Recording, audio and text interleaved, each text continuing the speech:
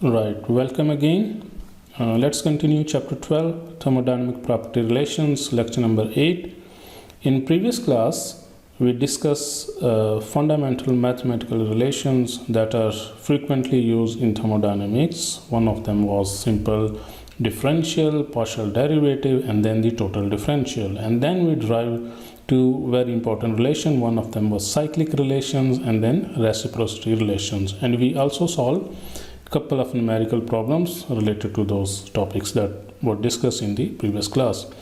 Now, in this class, we are going to discuss again one of the very important topic, Maxwell relations. So what are basically Maxwell relations? Maxwell relations are the mathematical equations that relate partial derivatives of the properties, pressure, volume, temperature, and entropy of a simple compressible systems to each other. So they call the Maxwell relations. We can obtain Maxwell relations from the four Gibbs equations by exploiting the exactness of the differentials of thermodynamic properties. Now let's start with the fundamental first law of thermodynamics. We know that from the first law, dq is equal to dw plus delta u. Let's say this is equation 1. And also from the second law of thermodynamics, we know that if we assume that there is no entropy generation, then change of the entropy is equal to dq by dt. From here we can obtain dq. dq is equal to tds. So we can have, for the first law, we can get that value of the delta q out of this, which is equal to tds, whereas the dw, right, we can put in equation 1. So we'll have TDS is equal to dW plus delta U, whereas dW is equal to PdV. So from the first law, then the change in internal energy will be equal to dq minus dW, and we can put the value of the dq as well as dW, and then we'll get du is equal to TdS minus PdV. So that's called the first Gibbs equation, right? Change in entropy is equal to TdS minus PdV. We also know from the enthalpy, that's equal to internal energy plus PV. So if we take the derivative on both sides, we'll have delta H is equal to delta U plus PdV plus VdP. And here we know that from this relation that delta U, we can replace here that delta U, we'll replace that delta U, we put that value here, then the delta H will be equal to TdS plus VdP. So that's called the second Gibbs equation, right? The first Gibbs equation is in terms of delta U, right? And the second Gibbs equation is in terms of delta H. And now we can use to further function. One of the function is we call the Helmholtz function A, which is the difference of the internal energy minus the product temperature and entropy. So that's called the Helmholtz function. Now again, that's kind of a function. Function of internal energy and the product Ts.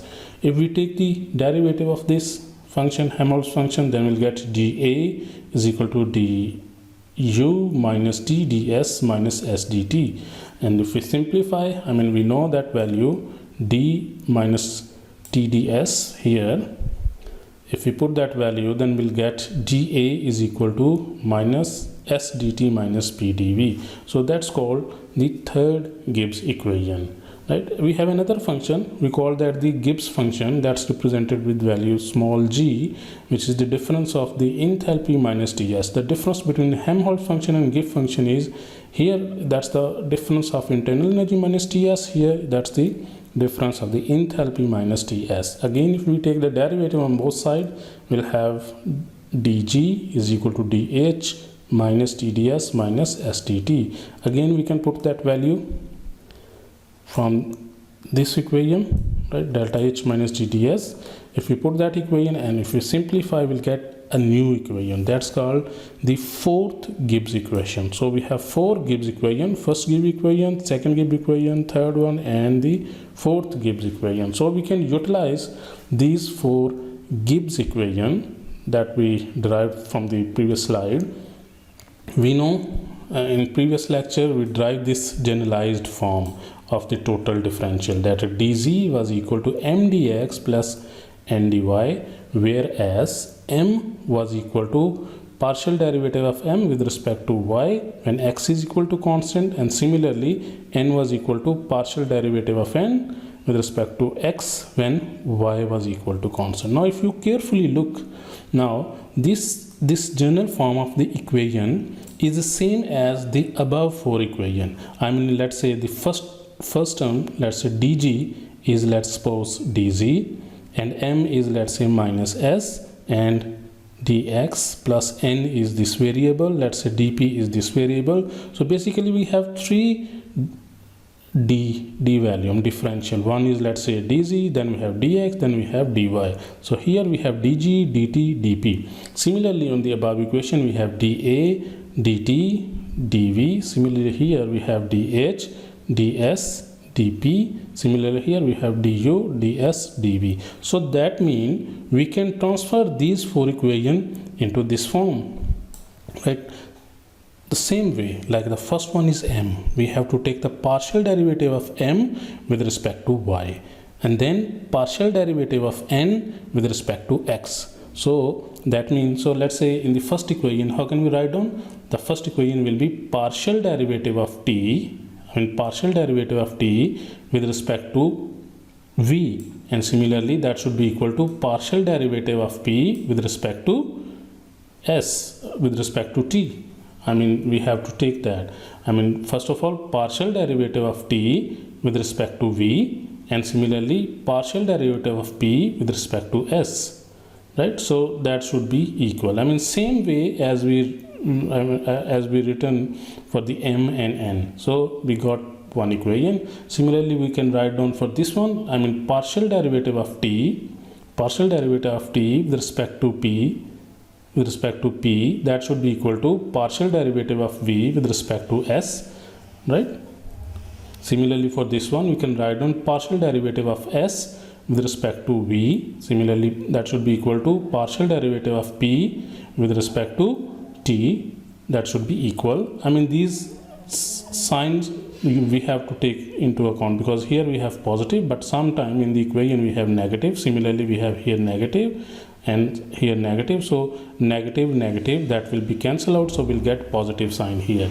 And similarly for the first equation we can also write down partial s by partial p, that should be equal to partial v by partial t, and again here we have negative, so one of them will carry negative sign. So these four equations, they are known as Maxwell relations. These Maxwell relations are extremely valuable in thermodynamics because they provide a means of determining the change in entropy, which cannot be measured directly by simple making the changes in properties of pressure, specific volume and temperature. However, Maxwell relations are limited to simple compressible systems only, right? So you can see, I mean, we have a wide range of the relationship. For example, this relationship is between the temperature and volume and pressure and entropy at isentropic process as well as the constant volume process. Similarly here, that's a relationship between temperature, pressure, volume, entropy at isentropic process and at isobaric process. Similarly, this is for the isothermal process, relation between isothermal process and constant volume process. Similarly, we have constant temperature process, constant pressure process. So you can see the Maxwell relation can provide you a fundamental base for driving many other relationships, because it gives you a wide range of processes starting from the isentropic, constant volume, constant pressure and constant temperature, right? So let's try to apply the Maxwell equation for driving the Clapeyron equation. Now Clapeyron equation, as I mentioned in the beginning, basically that is used to describe the enthalpy of phase change process from the knowledge of pressure, volume and temperature data alone. So if we know the directly measurable property, which is pressure, volume and temperature, we can calculate the value of enthalpy of phase change. So that's called the Clapeyron equation. Now we can derive this equation from the Maxwell equation. Since the Maxwell equation have four different equations, so let's take the third equation, right? So this equation can be used to derive the Clapeyron equation. Third equation, I mean from the previous slide, the third equation, this equation is basically the relationship between pressure temperature at constant volume, that should be equal to the relation between entropy volume at constant temperature. Now you already know for the phase change process. For example, phase change process you study in steam power plant, and in the previous chapter 11, in the refrigeration system. During the phase change process, the temperature, we use the term saturated temperature and saturated pressure.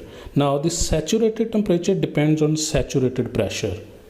Similarly, saturated pressure depend on saturated temperature only. So basically, you might observe that if for a complete phase change process, the pressure remains constant and they are dependent on each other. However, they are independent of the specific volume. So from this equation, we can rewrite that saturated pressure is a function of saturated temperature only, right?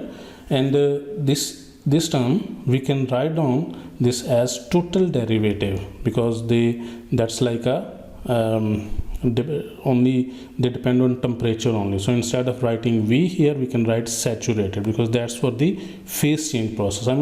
This term can be modified for the phase change process, so this should be saturated one. So if we look carefully on the PT curve of the phase change, this curve you studied in the thermodynamics 1, where we have three different phases: vapor, liquid and solid. So let's say for the phase change process, let's say at any temperature, let's say this is the T saturated temperature. So for this T saturated temperature, if we take a curve on the PT curve, then that means that will be a derivative now. That's a slope. So slope is a constant. So for given temperature, this term is a slope of the PT curve, so that's a constant value. So the slope of the saturated curve on the PT diagram is a constant at constant temperature or pressure. So this term is a constant one.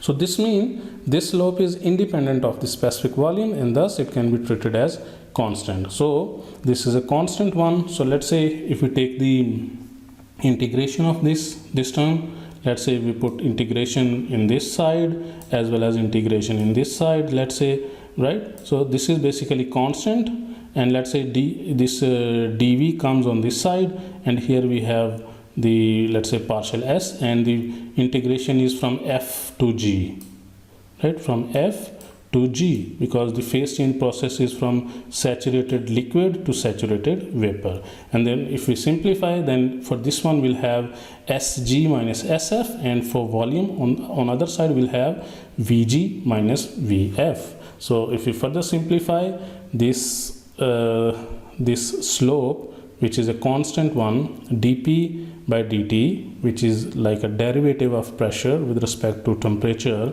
for the phase change process, that is equal to Sf. This is basically Sfg. Similarly, this is Vfg. So here we got that equation, right? So we also know that during the phase change process, pressure remains constant. You might observe in the refrigeration system as well as in the steam power plant that during the phase change process, pressure remains constant. So from that equation, from the second Gibbs equation, if the pressure is constant, then we can neglect this term, right? We can neglect this term, right? And if we take the integration, integration from F to G, from saturated liquid to saturated vapor on both sides, then we can have this one will be HFG, because HFG means Hg minus Hf. Similarly here we will have SFG. So we can replace this value SFG with this one. So SFG is basically HFG divided by T. So if we substitute in equation 2, this is equation 2. So if we substitute that, we'll get dp by dt at saturated state, we'll get HFG divided by T Vfg. So that's called the Clapeyron equation. So if we carefully see that Clapeyron equation, we can calculate the value of enthalpy of phase change at given temperature, because if we know that temperature, let's say temperature is, let's say 50 degrees C, so at 50 degrees C we can get this curve from the PT curve, I mean at given temperature. Similarly, we can calculate the saturated volume of the saturated liquid at that temperature. Similarly, volume of the saturated vapor at that given temperature. So we can calculate the value of enthalpy of the phase change, right? Okay. Now, the Clapeyron equation is applicable to any phase change process that occurs at constant temperature and pressure. So we can express this equation as a general form. For example, instead of writing HFG, because that's a phase change between saturated liquid and saturated vapor, similarly saturated vapor, saturated liquid, so we can write a substrate 1, 2. So that represented basically two phases. So one represented one phase, to indicate another phase. So this is a general form of the Clapeyron equation. Now we can further simplify this Clapeyron equation for liquid vapor or solid vapor, because that's called the sublimation process. This is another phase change process. This is called, that can be evaporation, right? And it can be condensation. So there are several phase change processes. So we can further simplify that Clapeyron equation with some approximations. So if we adopt certain approximation, we can further simplify this equation. One of the approximation is, at low pressure, specific volume of the vapor is much higher than the specific volume of the saturated liquid, right? So that means we can ignore Vf. So that means since Vfg is equal to Vg minus Vf, so that's minus Vf. So if Vf is very small, so we can ignore that, right? We can ignore that. So as a result, Vfg will be approximately equal to Vg. And the second approximation is, now if we treat those vapors, these saturated vapor, as ideal gas, so we can apply ideal gas equation to calculate the value of Vg. So Vg will be equal to RT by P. So if we put this value of Vg here in the Clapeyron equation, first of all we have to replace the Vfg with Vg, and then we have to put the value of the Vg from the ideal gas equation, I mean this value, and then we'll get a new simplified form that of the Clapeyron equation, PHFG divided by RT square, right? And if we separate the variable, let's say we have dP and we have pressure. So if we separate, and similarly we have delta T, we have T square. So if we separate dP by P and dt by T square, and if we take integration on both sides, let's say from phase 1 to phase 2 on both sides, and then we'll get ln P2 by P1 at saturated state, that's approximately equal to HFG by R 1 by T1 minus 1 by T2 for the saturated state. So here you can see even the Clapeyron equation can give you a relationship between the two states, but those two states are the state of the phase change. Let's say the one state could be the saturated liquid state, another could be saturated vapor state. So the pressure, even sometimes the pressure may be different, right? We can extrapolate. In other words, we can extrapolate the data. If we know certain data at state 1, let's say at state 1, right, we can extrapolate data at state 2 if we know the value of the HFG, because for small temperatures, the value of the enthalpy of the phase change can be treated as constant. We can take the average value, the constant value for small delta T. So this is again a very useful equation. So in short, Clapeyron equation have two major applications. The previous equation, with two approximation, we call the Clapeyron-Clausius equation, right? So Clapeyron-Clausius equation has two major application. One of the application is it is used to determine the variation of saturation pressure with the temperature, or in other words we can determine the enthalpy of the phase change, right? And the other one is, I mean, it can also be used, we can extend that for this solid vapor region, or if we replace HFG with HIG, because we have adopted certain approximation, two major approximation. One of them is at low pressure the Vg is much higher than Vf, so as a result Vfg is equal to Vg. The second approximation is we can if we apply the ideal gas equation, then we can calculate the value of Vg. So if we put that value, then we'll get Clapeyron-Clapeyron equation. So from Clapeyron-Clapeyron equation, not only we can determine the value of HFG, we can also extrapolate the data. I mean, we can calculate the unknown saturated pressure or unknown saturated temperature. We'll solve one numerical problem. I hope you will understand that.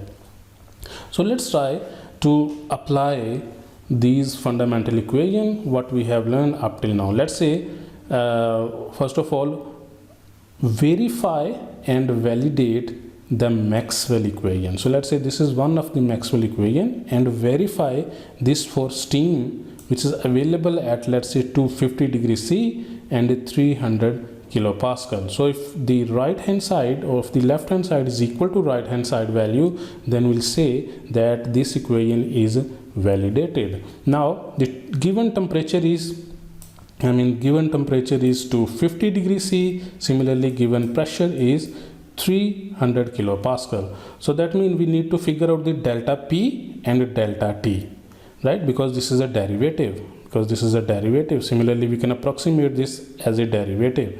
So for delta P, the given pressure is 300 kilopascal. So that means we have to choose two nearest point close to the 300 kilopascal. Similarly, for delta T, we have to choose 2 points from the table which is available nearest to 250 degrees C to get the value of the change in entropy and to get the value of the volume. So this is the given. If we change this approximation, the T is 250 degrees C. We have approximated. Similarly, the pressure is 300 kilopascal. Now the nearest point for the 250 in the available table is, for delta T, that temperature is 300 degree C and 200 degree C. Similarly, the available value nearest to the 300 kilopascal is 400 kilopascal and 200 kilopascal. So at 400 kilopascal we can read the value of the entropy. Similarly, for 200 kilopascal we can read the value of the entropy. So these properties are for the steam. Please note down. Similarly, for this specific volume, the nearest temperature 2 point is 300 and 200. So at respective point we can read the value of the specific volume. So if we put the value of the entropy specific volume, we'll see what happens. So, and if we simplify, then we'll get these two values. So you can see on the left hand side we got the minus 0.00165, whereas on the right hand side we got minus 0.00159. So you can see, for the 3 digit, let's say 0.001, the values are accurate. There is a slight difference. That's because of the approximation. We have adopted these approximation. Instead of the 250 degrees C, we have selected the closest point, 300 and 200 degrees C.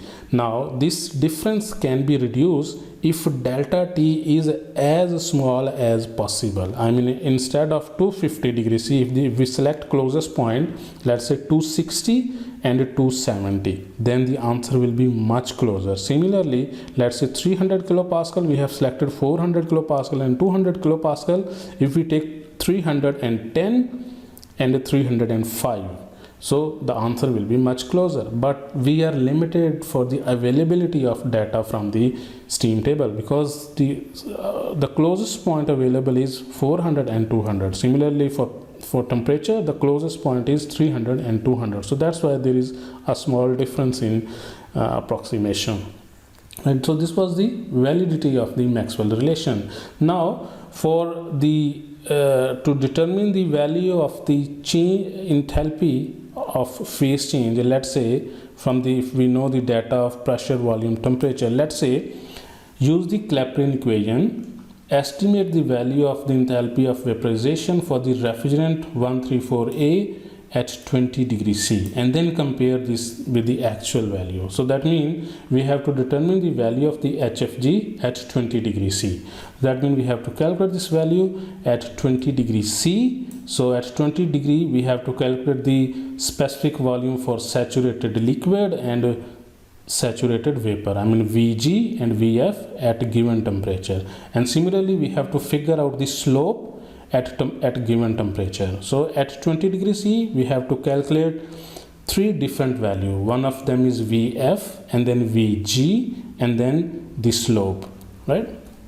So from table A11 we can get the value of Vg as well as Vf at 20 degrees C. So if we put those values we can get Vfg, and similarly we need to calculate the value of this slope at 20 degrees C. So to get the value of the slope at 20 degrees C we need the closest point which are available in the table, I mean closest point to 20 degrees C. The closest point is 16 and 24.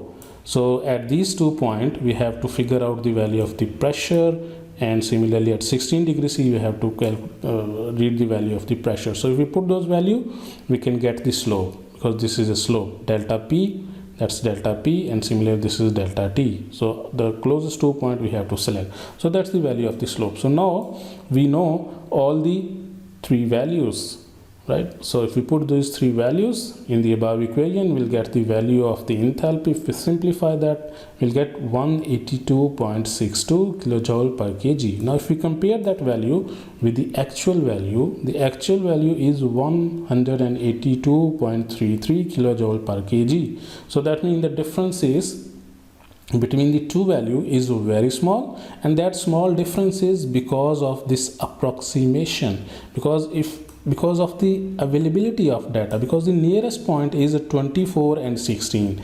So if we further reduce the delta T, let's say the nearest point if available is, let's suppose 21 and 22, right? So we can minimize the error, because the condition for the derivative is delta T should be approaching to 0. That means it should be as small as possible, then the value will be accurate.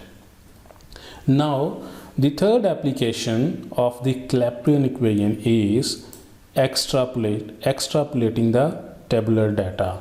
Now suppose estimate the saturation pressure of refrigerant 134A at minus 15 Fahrenheit using the data available in the refrigerant table. Now in the refrigerant table, and in the property table of R134A, the data available is up to minimum data available is minus 40 Fahrenheit. I mean if you look at that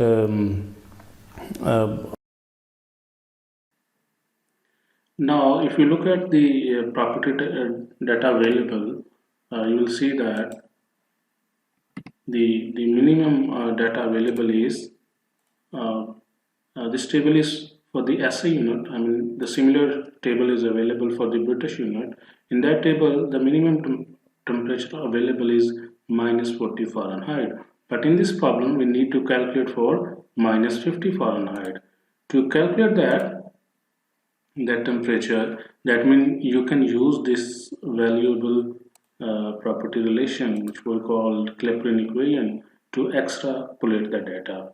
Now for this case we know P1 is at T1, the saturated pressure at temperature T1, which is available from the data, which is minus 40 Fahrenheit, and similarly P1 is the corresponding temperature at this temperature, and T2 is the temperature at which we have to figure out the saturated pressure, which is minus 50 Fahrenheit. So the only unknown here is P2, whereas we can calculate this constant HFG and average HFG if the delta T is very small. So from the table we know the T1 is minus 40 Fahrenheit, T2 is the point where we need to calculate the pressure, and then for at minus 40 we have the value of HFG. We can use that constant value, and P1 is the pressure, saturated pressure at corresponding temperature minus 40 Fahrenheit.